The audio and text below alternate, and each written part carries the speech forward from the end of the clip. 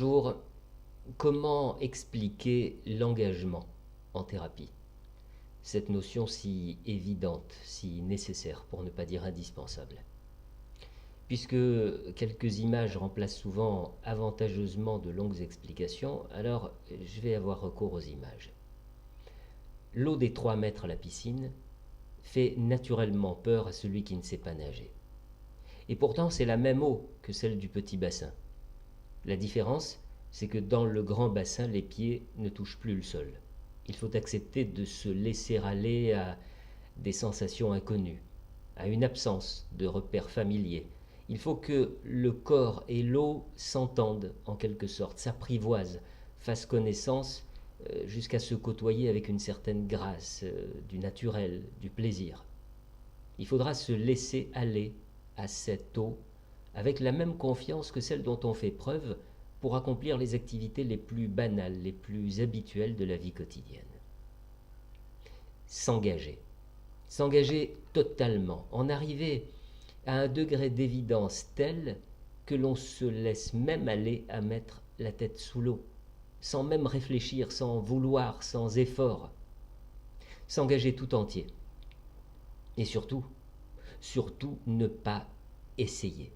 Je vous l'ai déjà dit dans une causerie précédente, l'essai présuppose mentalement un échec possible. Un de plus, la plupart du temps, puisque la personne a déjà essayé tant de choses, n'est-ce pas? On n'essaie pas de s'engager, on s'engage. On n'essaie pas de sauter dans le grand bassin, on saute. Alors attention, comprenez-moi bien, nous sommes tous différents et nous pouvons bien évidemment choisir de descendre d'abord dans l'eau là où nous avons pied, avant de nous avancer progressivement vers l'eau à laquelle nous nous abandonnerons sans plus penser à elle, chacun son rythme.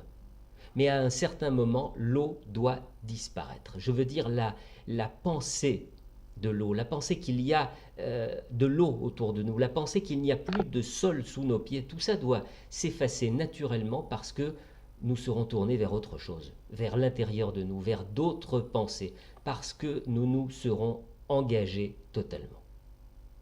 Alors le temps aussi disparaîtra. Ce que signifie le temps, la façon dont il s'écoule pour chacun de nous en fonction des circonstances. Le temps de la thérapie, le nombre de séances, la durée de la séance, tout ça est appelé à disparaître, tout comme disparaît la notion de temps liée aux activités les plus évidentes de nos journées. Sans engagement total, pas de thérapie, juste des bouts d'essai, des castings sans suite. En psychanalyse ou en psychothérapie, seul l'engagement de l'individu tout entier dans sa démarche fait de lui le héros de sa thérapie. À bientôt.